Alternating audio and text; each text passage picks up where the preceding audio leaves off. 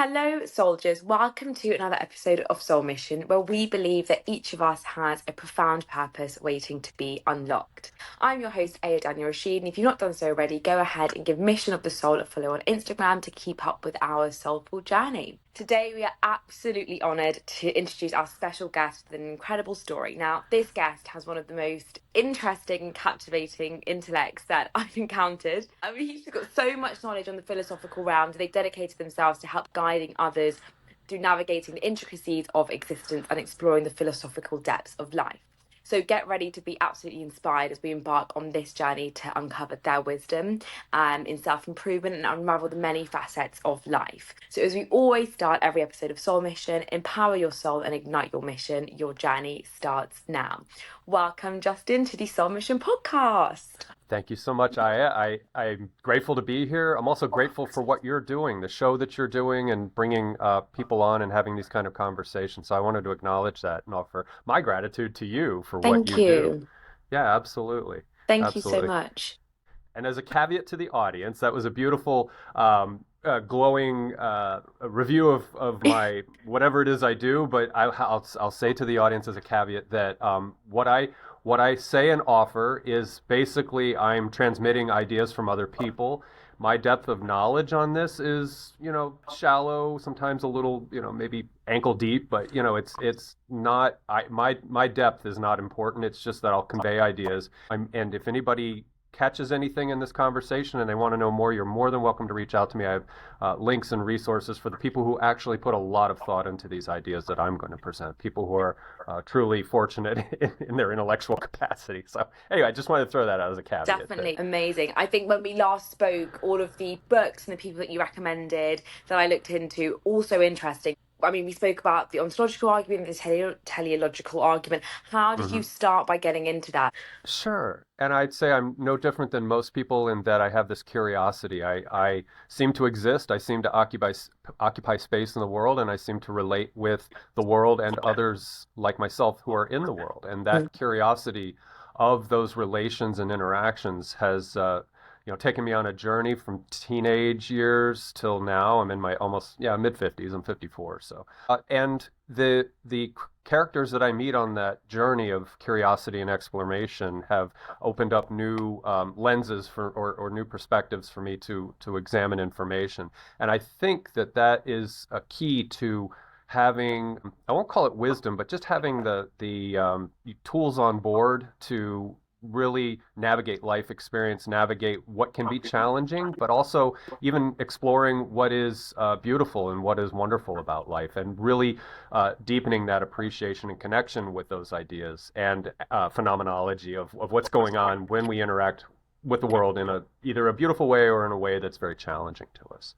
So to open up that intro a little more and say, well, what have I discovered? What have I come across that inspires me or I find deeply interesting? And I'll cut to the chase and say that when it comes to the ultimate nature of reality or what's going on beyond our graspability, our senses and so forth, I've lost a lot of interest in that. I really am not too concerned about any ultimate, some would call it a truth or knowing or understanding, any of that. And I've altered my focus to be involved with that which I have more apprehension and capability of understanding. So the things that we would consider to be more mundane in life, like again, just relating with the people in the world or the world, in events in the world, and that has helped tremendously in terms of those big, deep existential questions. It's all a wonderful curiosity, and I entertain certain ideas, but I just sort of cut off, again, you mentioned ontology. I kind of cut off a level that I just say, this is the speculation level below here, and then above the speculation level is what we have access to. It's what we understand. So below that speculation level are things that theology works with, and the religions of the world works with, and deeper spirituality works with.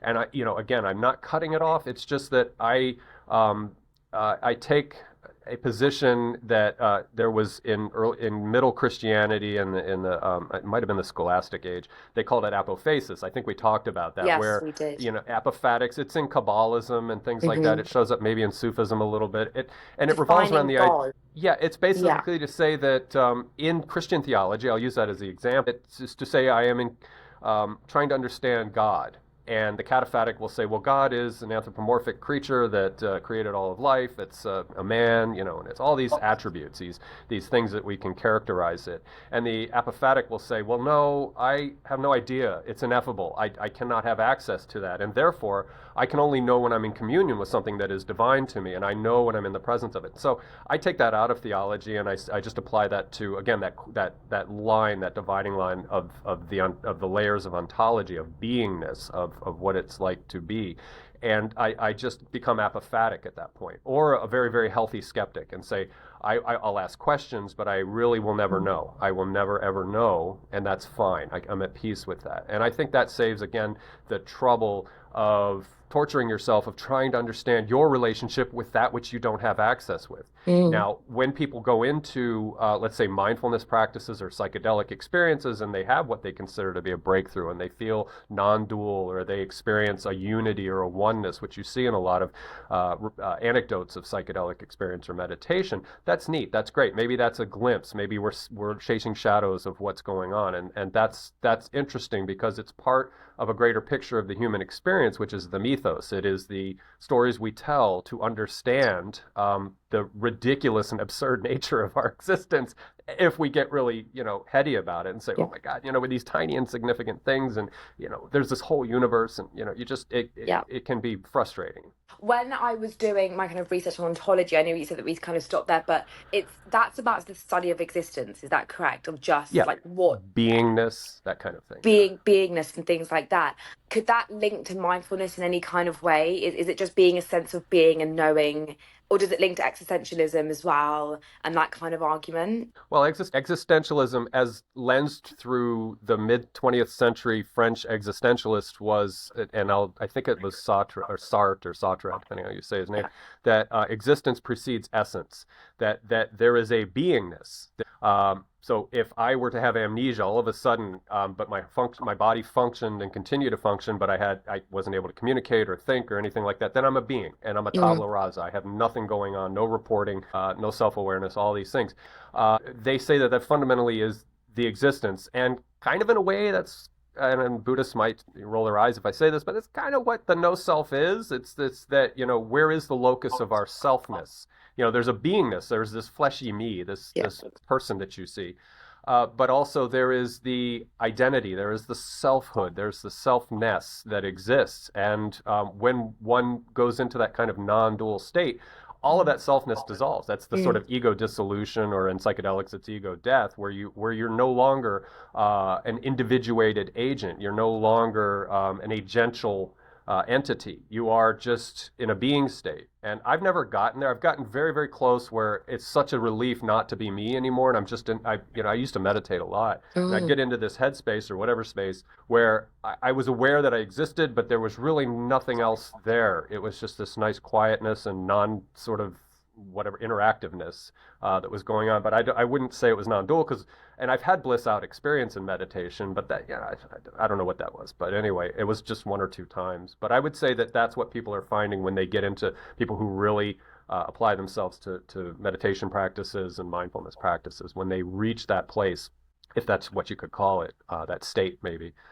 That's what's going on, is that the executive ego shuts down. There's no longer a narrative trying to think of the word, sense making Yeah. part of ourselves that's constantly wanting to know what's going on in the environment. That's so interesting. I love the concept of executive ego, and I want to delve into ego death a bit more because I know that is obviously a thing that if you do take psychedelics or ayahuasca, and that's meant to be like a main part of it is the ego death. What you said that you had kind of reached that point.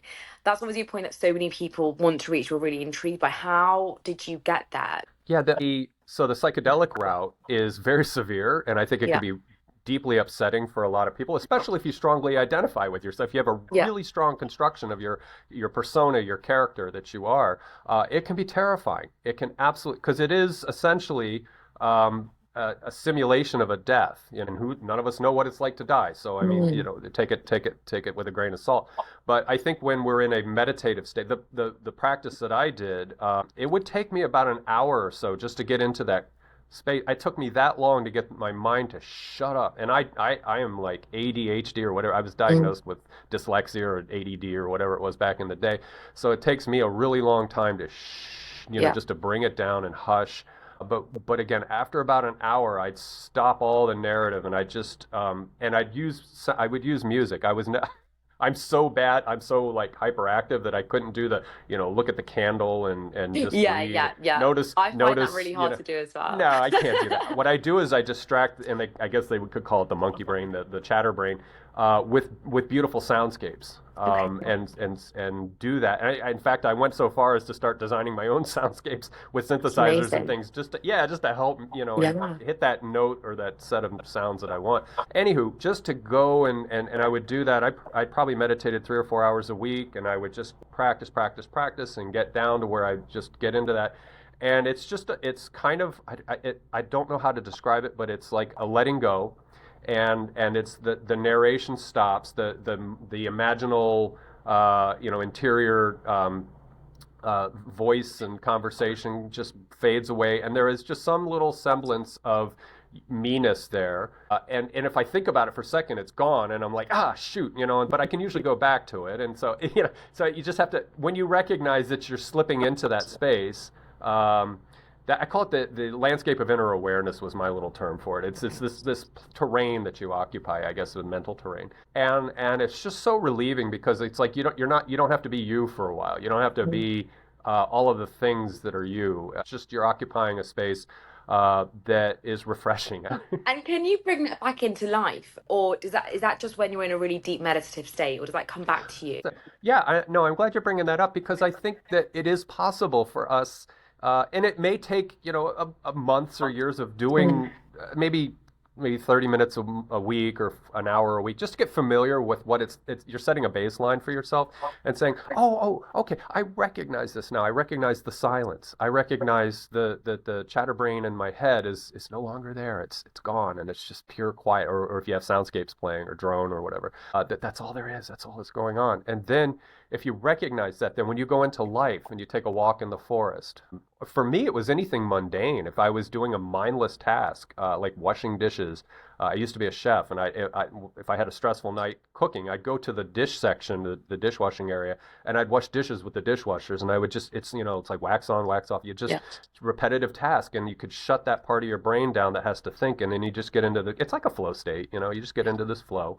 And when you do that, it's close to it, but you still have a lot of visual and audible distractions going on and things like that. So it's not quite that. But I'd say yes, if you do want to pursue that kind of mindfulness practice, that it shows up in your daily life. It doesn't show up when you're driving. It doesn't show up when you're interacting with somebody, especially if you have a job and you have to really, you know, be present and all that kind of stuff. But you know, again, if you take yourself out into nature, you're out there just very minimal requirement for you to be processing reality, as it were, or processing all the stimuli that are coming at you. So, yeah, I'd say it is definitely something that can be conveyed into waking life. In fact, they Mhm. have walking meditations that you can do. I've done them before, and it's okay. You know, I don't go that deep, but Is just that I just find walking in like a forest, or is it like barefoot, or yes, and maybe okay? just setting that intention to say, you know, I'm stripping away the layers of Yeah. selfness. I'm stripping away the egoic layers, and just and letting myself unfold in a different way into the environment. And I think again, you know, just being in a quiet, low stress environment. Again, a walk in the woods is probably a great, or a prairie, or you know, whatever Mhm. environment you have available to you. I live about 3 miles from the ocean. They say that people that live near the ocean are 20% more happier, or some kind of crazy Oh my statistic like that. gosh, I It's can believe it. healing.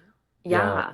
Yeah, there's probably lithium salts in the spray of the air, which might help mellow us out a little. But So beyond that, true. It is I mean, who doesn't like the sound of a gentle surf or the water lapping up on the shore? And the other thing is, people who are around you are usually at their best. They're in recreation mode, and they're not competing or yelling or doing all these things. So normally people are on their good behavior at the beach. So even if you have people around you on the beach, they're having fun. They're relaxing. They're trying to, have a nice experience with along with you. So Yeah, that's so might true. be No something to one's that. no one's stressed out at the beach. You don't go to the beach to get into road rage. No. Once in a while, you might get like space rage, like, oh, I picked this spot. Come on, Yeah. move away from those people. And So funny. That's why so many people leave the city and they just go, I'm gonna go and get a little country house on the beach. right, It's yeah. amazing. I remember when we last spoke, I think you brought up something cool and I found it really interesting, your emotional immune system, which I found really interesting 'cause when you previously mentioned that when things come at us at life, we have to kind of just be like a slate and just like let things come and just be like that being, but not internalize everything. But how can kind of people in their lives understand or use kind of the teleological approach, which I kind of delve into, to Mhm. understand how things happen in life to Okay, them? sure, sure. And in this case, so we would say teleological or teleological is purpose, and what I like to call is a small T purpose, Yeah, like the big T purpose, that's like what you was.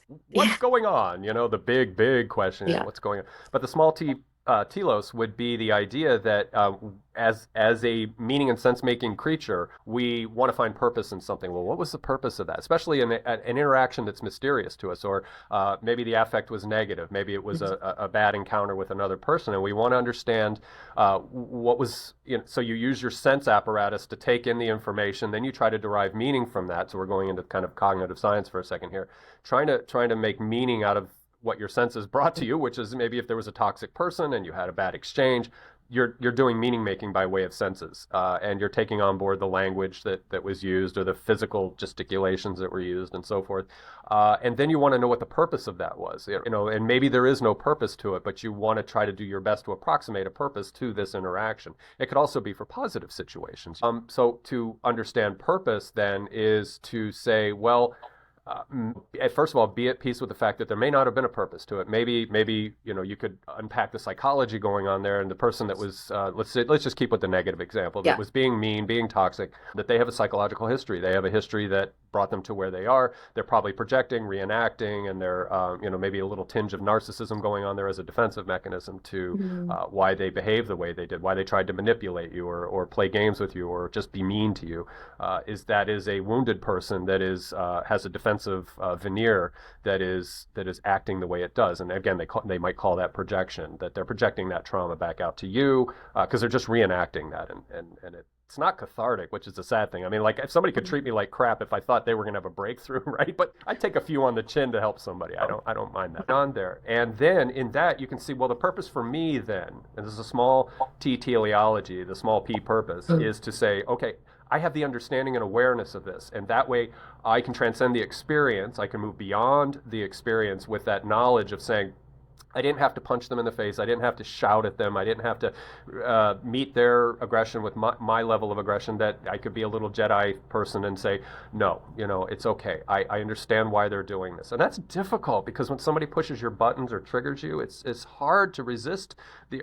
But yeah, as I allegedly get older and a little bit wiser, I say, okay, I understand what this person is doing, and I really don't. I just don't have the energy for that. It's okay. But then that part of me that wants to be righteous and say, well, I want to be the right person, like say, well, there's no right to this. There is no right to this, and it's okay. And that's my purpose, is to say that I can make it worse by engaging them and meeting them at their level of hostility or aggression, and then get myself upset, and I'll ruminate about it for 2 days until I finally get senile and forget about it. But the idea that maybe I could transcend that experience and just say, I get where they're coming from. It's not right, but it's okay. And I'm not committed to them. They were essentially a stranger. They were not anybody I'm deeply invested in. If I have somebody that I'm deeply invested in, then we have to unpack another kind of purpose Yeah. and say, oh my gosh, I've entered into a relationship, and maybe that's a Jekyll and Hyde thing, or maybe they have their fits and moods. But then again, I think it's the same calculus. It's the same evaluatory process. It's to say, how Definitely. committed am I to this person that I don't want to just walk away? What's it worth to me? So there is a purpose there, because your well-being, your affect, your feelings are valuable, and so to protect that is purposeful. You know, you are being purposeful in self-preservation, self-maintaining, insisting on having a level of well-being or serenity or something to yourself that's of value to you. So we can bring value on board, and value helps you to lens what might be purposeful in that engagement. So I'll stop there and see if That's that. so interesting. I mean, I just thought of a whole new thing here of like deconstructing people. And I think like Yeah. one thing my granddad would always say, but that I'd kind of live by is always give people the benefit of the doubt. So it's Mm-hmm. like, don't think that their intentions are bad. But for example, when you're in a relationship versus like a conflict in a relationship versus conflict with a friend, you have to kind of deconstruct people in different ways. So if it is a relationship, you might have to really deconstruct that person because you want to stay together, whether it's a friend or a stranger. You're kind of deconstructing them on just like a quick psychological level. They might have Yeah. this, they might be a bit narcissistic. But then I guess you're always having to be the bigger person, which can be hard sometimes. But I think Yeah. for what did you think that it's for your own peace that you have to live by the fact that you should always be the bigger person? Yeah. I think what when we're doing this evaluation and we are sense making the situation, Yeah. that if we have this kind of core constituency of value for ourselves, so again, purpose and value could almost be intertwined here, that my values are such that I wish to be unflappable in a situation. I wish not to be perturbed or have my balance upset. That when I engage with that fool, that jerk that comes along or whatever, that it may require some interaction. It may require me to meet them at some level, but inside, it's an inviolate state. You know, there's no way to violate this sort of set of values you have for yourself. A lot of times we put pride and our egoic self into how we do the calculus, how we understand where we're meeting this person. So we feel righteous. We say, well, I want to vindicate myself. I want to get the last word. I want to make sure that this person knows I took care of them, or now Yeah. We've all everybody been wants to there. win or own, and that's that okay, but the satisfaction you get from that is it's shallow. It's just there's no Very value to it. fickle. Yeah. Exactly. And it speaks to your ego. It speaks to Mm. this who's being satisfied here. And that goes back to selfness and beingness. So let's open beingness up just a little bit more. And there's this core essence to you, this core set of values to you that should be, I'll use a big word, sacred to you. You know, like what is valuable to me? I don't. So, in other words, let's flip it and say when you're going out in the world, what is your agenda? I don't want to be violated. I don't want to be taken advantage of. I don't want to be have somebody hustle me or hurt my feelings, or if I care, or let's go back into interpersonal relationships. If I am attracted to somebody and we're courting and we're kind of testing each other out to see if we might relate in a deeper sense, that if something shows up that's a red flag, then you're like but then you might talk yourself out of it. And so there's all these different ways of analyzing the situation to say, again, based on your core values, what's in it for me? What is essential to my well-being? And if this person doesn't tick those boxes, let's move on. And even again, if it's a random person you meet and it's a short interaction, that's easy to do. You can tear away as long as you don't want to be vindicated and you want to be that righteous Yeah. warrior type. Let that go. But again, if it's somebody that, let's say you went out on 2 or 3 dates with them, we'll use romantic stuff for a second here. Oh, you went out on a couple of dates with them. You're attracted to them. You think, wow, they got some things going for them, but there was this one thing they said or did, and that may be let's use narcissist again. Mm. It may be that they're laying out some candy for you, some little things to lure you in, and your intuitive self is saying, no, no, no, no, no, no, and so listen to that part of yourself because you do have those core values, and it's hard to do. But if you keep seeing little red flags show up, then you can just keep, if so. In other words, if you're in good communication with that beingness of yourself, that deeper sense of yourself, that you should be able to navigate that experience. And even if they're attractive and they're somebody you really, they're successful, attractive, doing all these wonderful things that you think you want, that if there are those little red flags that could turn into huge problems for you if you really commit to that person or commit to a relationship that would just make your life utterly miserable, then to have that forecasting ability to say, well, what are my core values here? And would they start to be treaded upon by this person if that were the case.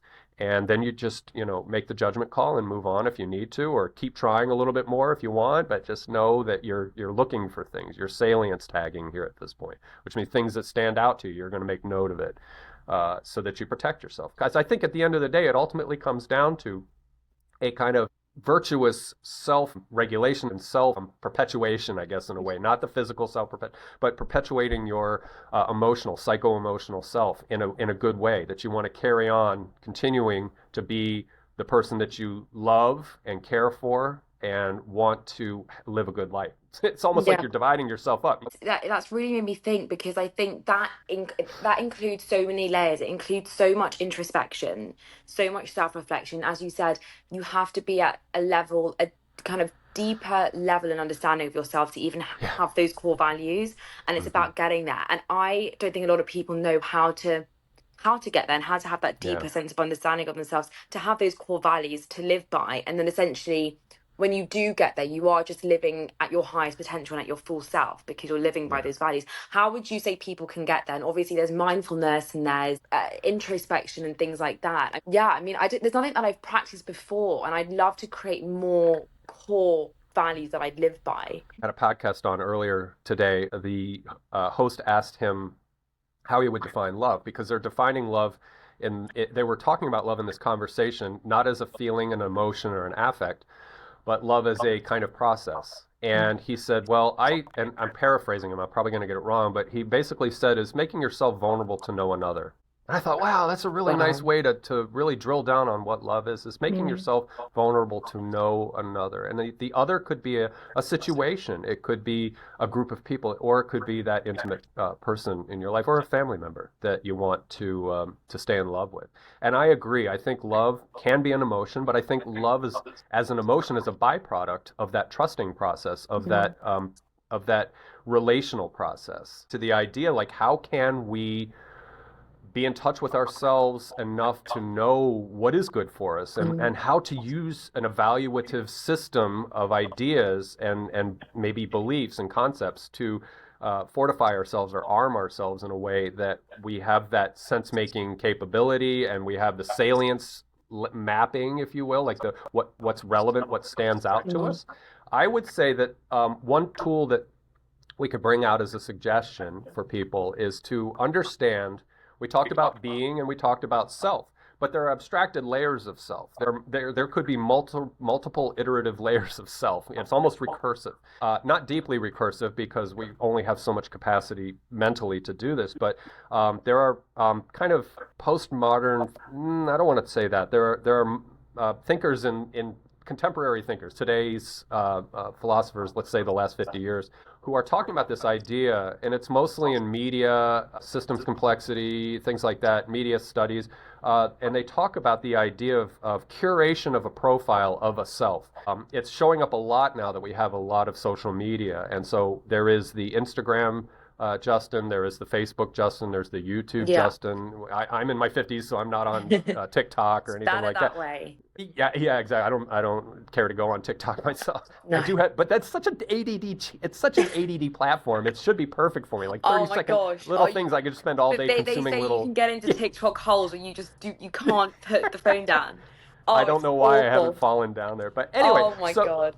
so these guys, and there's people like Nicolas Lohmann, and you can hit pause and write that. Nicolas Lohmann, Marshall McLuhan, Guy Debord is a French thinker, and they were all talking about this idea of a prophilicity generation. So we generate a profile of ourselves. It's very literal in the sense that you create an avatar.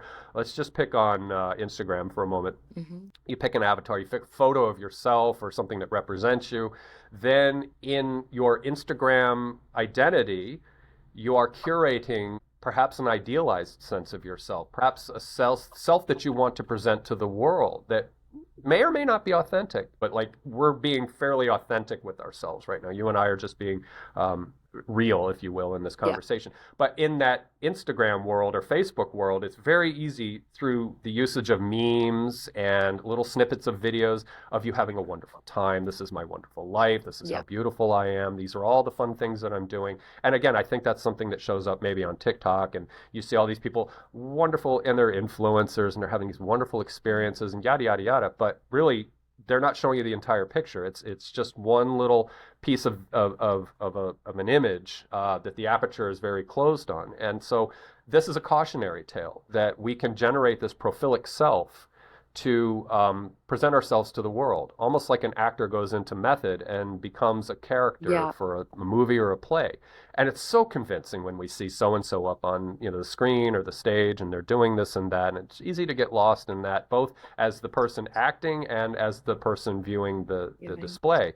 And there have been actors in the past that get affected psychologically by embodying a character. One instance Yes. that was Jeffrey Val Kilmer. Dahmer was one that I apparently he was not feeling well after he I was can acting that. imagine having to And it's portray that. actually Yeah. really sad that, isn't it? Because they completely internalize.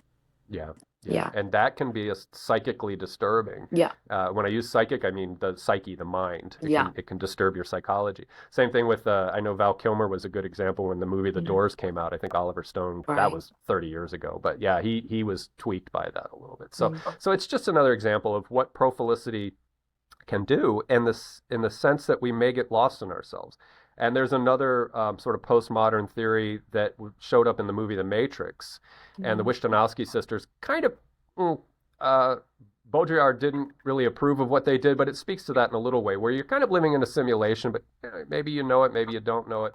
But what's interesting is in that theme that they were trying to convey in the movie about, there's reality and then there's this sort of lived out reality. And then, of course, in The Matrix, it's not fair to analogize what we're talking about here because it was a plugged in system. It was all ones and zeros and all that kind of thing. But this is kind of a metaphor that works too, that Baudrillard was speaking of something called the simulacra, which is a copy without an original, which sounds really weird, but I think we can become simulacra in a sense that when we create this profile self of ours, that it's not based on an original. So in other words, this new entity, like, okay, I'll use myself as an example. And I'm Justin. I go on to, not that this is possible, but I'll go onto Instagram and suddenly I'm an influencer. Suddenly I'm fabulous. Suddenly I'm handsome. All these wonderful things going on, blah, blah, blah, blah, blah. But I created that character. Like, I'm not that, but so there's no original to it. It is its own agency. It's Yeah. its own entity. And that's what Baudrillard was talking about with the simulacra, that it is a entity unto itself, or in this case, a persona unto itself, but it has no original. And that can be kind of weird in a way when it comes to us trying to understand who we are and understanding ourselves. Not so much for my generation. I was very fortunate that I grew up when the highest tech we had back in the 70s was pocket calculators. There were no computers, there was no internet. I'm very fortunate in that regard. But I'd say anybody under 40 to 30 is in that age of transition where you had available to you all of this tech, all of this a means to going into simulated realities like the social media ecosystem. And in that we have to be very careful and very guarded. There's a lot of wonderful things that can happen from it, but there's also a lot of pathologies that can arise and collect it. So we'll go back to the prophilic self, that when we want to know ourselves and we want to understand how we can be authentic and how we can ensure that our beingness is inviolate. And I would say that we need to try to understand who we are as we present ourselves to the world, and then who we are when we're all alone in a room, nobody around except the inner narrative. And what is that inner narrative? Does it stray off to that prophilic self? Does it go to that character that you created? And is that character more in control of what you are thinking internally at that moment? Or is it the real you? And is the real you living that fast and fabulous life that the character is living? And if there's a disparity there, be aware of it. There's no harm, there's no judgment in it. Just be aware of any disparities that might exist there. That's just one way of sort of doing a clearing of understanding, well, who am I? I'm kind of lost. And what are my values? Where am I? So that, like, it's in its own right as a meditation or a mindfulness practice. It is to go within. It is to go into an inner awareness and to say, gosh, what are the constituents of my selfness that is not something that I curated for the consumption of others?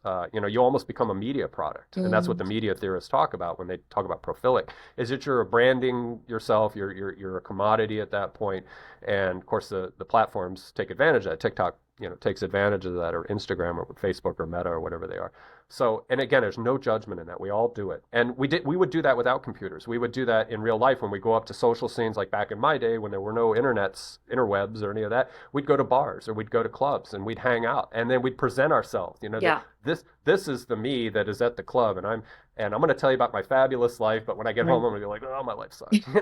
That's but at the club, I'm really great, because maybe I'm looking for a mate, maybe I'm looking for that person that I want to attract. I don't want to show them my ugly self, Yeah. I want to show them the beautiful me, and then maybe 6 months down the road, maybe I could start to see some of Then the now they'll the, start to see. some of the stuff that's not so pretty, right? And that's why I said it a little while ago, like when you're courting somebody, when you're in your first few dates and little flags come up, just know that there is that other person there. If Yes. they're good at being a dater, right? They're going to show up well, So So anyway, important to remember that. So important yeah, to remember that, definitely. And is there yeah. supposed to be like a disparity between the way that you present yourself outside? So let's say when you are in a bar or on social media to your authentic self, because I think obviously social media, to an extent, I don't know how, if it allows you to reach that authentic self, but is it supposed to be the same? Or do you think as humans, we are meant to have those two different sides, and where it's our authentic self and we're completely by ourselves versus what the world sees. I think if we were truly ourselves all the time, that it would be a strange world. I think it's like those. You'll see some comedy shows. Well, sometimes like the honest person who just says what they Yeah, think, and yeah. it's like that dress sucks, and what the hell's wrong with why did you say we have to filter, and we have to, part of the social contract, normatives of social behavior. Normative is a standard. It is what ethically in line in a social Mhm. context is kind of a description of normative, is to be pleasant when we're trying to be our better selves in a social context. That, yeah, we show up as our better self, because again, it would be a different world if, I think, if all of our stuff was hung out fresh right there for everyone to Mm. see, the traumas, the dramas, the things that make us sad and all that, and keep us in Yeah. negative affect states. It's deeply valuable, especially for self maintenance, self improvement, if you will, to understand that we do have to act on a stage most of the time. But when we get back into our home environment and we are, again, in that walk in the woods, or we're in our chair meditating, where we're just not, deeply engaged in life and interaction, that we show up as ourselves. Much like if you're doing repair on any mechanical thing that needs Mm. maintenance time, like a jet plane, a commercial jet, after 20,000 hours in the air, they have to bring it down, take everything apart, clean Yeah. it, did it. Yeah. Yeah. It's the same thing with Same us. for us. Yeah, and I don't want to mechanize us, but I also want to know that we have to detoxify. There's also the other, to bring more metaphors in, is to say that, when we sleep, our bodies and our brains are cleaning out all the metabolites and all the things from the day, and detoxifying from the day. And literally in the brain, there are it's a cerebral spinal fluid that just goes through and washes your brain out and takes all the brain. Really? Yeah, that's what happens Wow. sometimes with dementia. Is the plaques, the amygdaloid plaques that build up in our brains, is the brain actually gets washed out by cerebral spinal fluid every night. This is why they say you want to have those good 7 or 8 hours of sleep, Yes. which is a joke in my world. But just this whole idea of just detoxing the Elements. body and cleaning Yeah. it out, it's catharsis. That Yeah. literally means cleaning, and we have that cathartic moment. We have that moment of release. We can cry if we want. We can be vulnerable. If you have a trusted partner, a trusted friend, Mm. that can share that with you and help pull that out of you, that's great. But however you do it, know that may be an essential part to your hygiene, your emotional hygiene, your psychosocial hygiene, so that you can show up as a healthy person to your social interactions. I love that idea. I love that idea of emotional hygiene and all that stuff. And I think it's really important, following on from what you said, is having clear routines of how you can cleanse yourself. Yogi was talking about the importance of showering before bed because it like cleanses you of the day. But the night shower just is cleansing, really cleansing, and I feel really good after. So it's about finding those different ways of just detoxing. And Yeah. everyone's gonna have their own ways. Yeah, yeah, yeah. And that's an important place to pin a point here, and that is that there's a guy I follow. He calls it an ecology of practices. It is Mm, that you have multiple means of the cleansing, of the exercising, of the maintenance of self. So that is very important, is to have an ecology of practices. So it could be mindfulness, it could be walking in the park, it could be Tai Chi or Qigong, mm, yoga, Pilates, any kind of physical exercise. There's multiple ways. So the ecology of practices might be one of the more important takeaways of this definitely. conversation, is to have a system in place that helps you to heal, rehabilitate, to cleanse, Mm. and to fortify, and to be stronger. I want to talk about Adler's theory. And you Mm, touched on it when we last spoke, and I did a bit of research on him, and he was really interesting. The Adlerian theory, he developed the first holistic theory of personality. So he believed that we all have one basic desire, kind of goal, which is to belong and to feel significant. So what he actually was, him and Freud had different kind of views of things. hmm So he emphasized the importance of feeling belonging. There's like hmm five different things, like relationships, families, and things like that. And that if you feel belonging in all of those things, and you've reached your higher self essentially, and it's about making sure that there's security, in each of those steps to reach a level of happiness and understanding and belonging in yourself. I can probably bring other ideas on to complement that. And Yeah. so we're talking maybe about relationality with others. Yeah. And in that relationality, it is again, a fortification of maybe a greater expression of the selfness Yeah. of not the Sense of beingness self. necessarily, but there is a relation in the beingness and the selfness. Mm, So, what I would suggest is that this is some work that people that I follow, is that everything is relational. mm, I challenge the listener to come up with one thing that is in a vacuum, which idea would immediately be relational, because where did that idea come from? And how was it generated? Was it generated by information from other people, or did it spontaneously arise in your own mind? In which case, there's you could go reductionist and say, well, it was a communication of various neurons based on past experience that allowed that formulation. mm, So basically, if you want to understand the idea that everything is relations, and that's scale invariant. It's whether it's the universe itself, mm, or whether it's little tiny things going on in our biological systems that are our bodies. It's all relating, and it's all based on communication. And that communication is explicit and implicit. It's mm. numerous modes or phases of communication that are going on. Well, why do I say all this? Well, if we want to understand our fittedness, or our fitting into the world, is that if we can see ourselves as relational creatures rather than individual, discrete, standalone persons, Yeah. and then that helps with, again, the sense making and the ability to build a better sense of self and a better understanding of self. You and I are in a conversation together. I am going to be forever affected by what you said. Our conversation today forms new networks, or cognitive networks. Like, we're understanding new ideas just by the two of us talking, and that's all relational. And so if we can just kind of, it's a shift of perspective, from maybe a current model where I'm a standalone unit. I'm just accumulating ideas, and but if you expand it out a little bit more, that it gives you a greater appreciation for the need, the dependence, the interdependency of relationships and relating to other people. Definitely. That's really interesting. Yeah. So when we touched on, you are able to control the next psychological state that you're in, and having that control of your life and your surroundings and what happens to you. Do you kind of believe that everything happens for a reason? Because I remember speaking to someone, and she said not she doesn't believe that everything happens for a reason. She believes that you can make up a reason for everything, which I found quite interesting. Kind of teleological approach is that everything has a purpose and everything serves for a purpose, and it's all relational. Yeah, I guess I would agree with your other guest, Okay.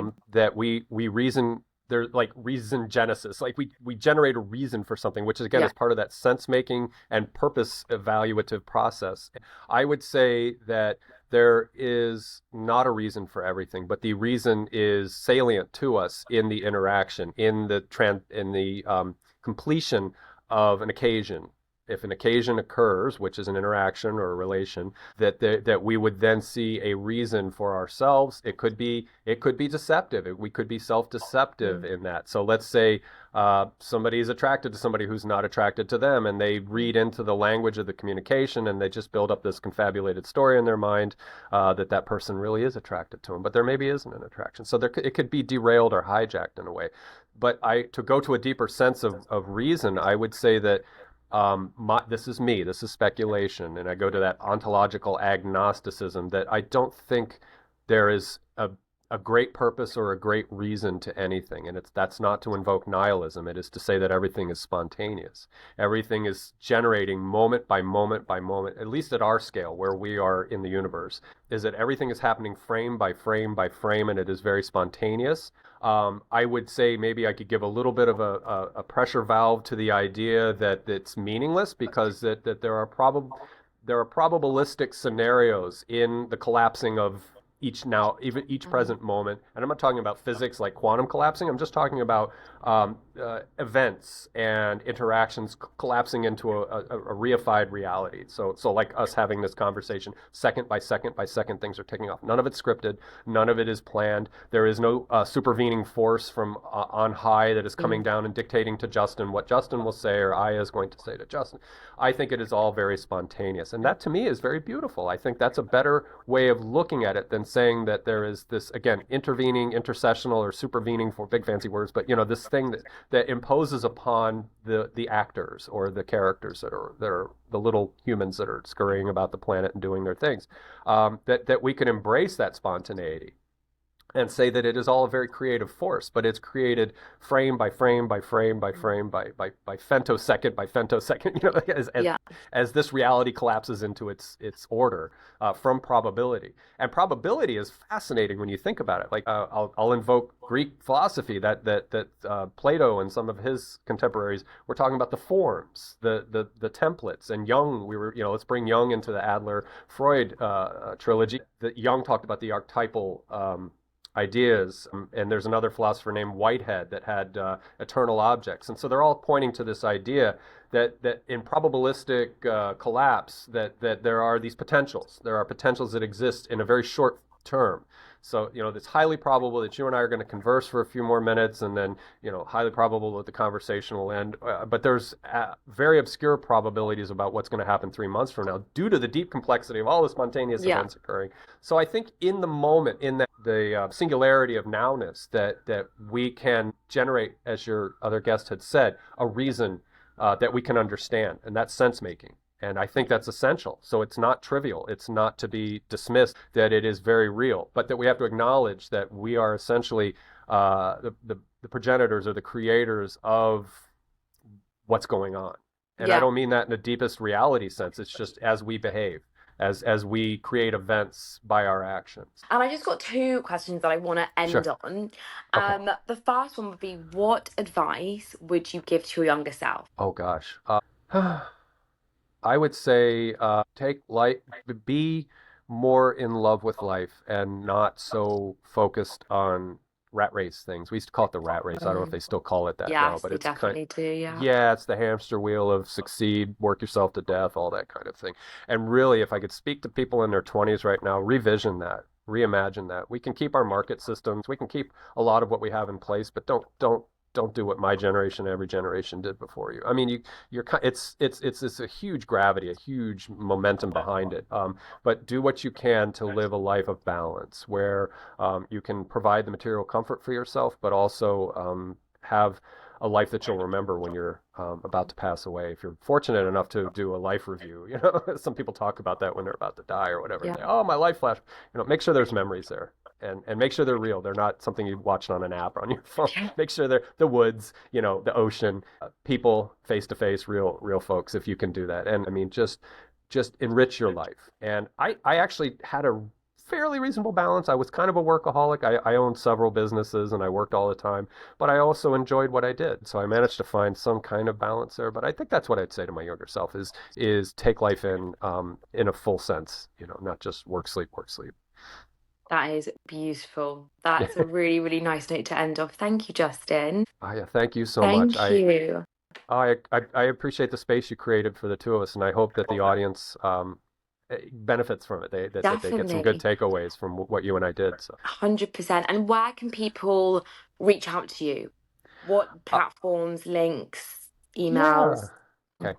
I'd say the first thing to look for is my show that I do, and it's Yeah. called IdeaCast Interview Series. It's only on YouTube, although I'm probably going to move over to like Spotify or Apple. I have like 112 shows, so it's going to take a little while. Wow. But yeah, That's amazing. yeah. So in doing that and going to that YouTube channel, IdeaCast interview series, there's in that informational area, there's also ways to access how they can find me. And again, anything you heard in the show, if you want to reach out and ask me a question about it, you're welcome to do that. I love passing good thinkers and good ideas along to people so that they can benefit.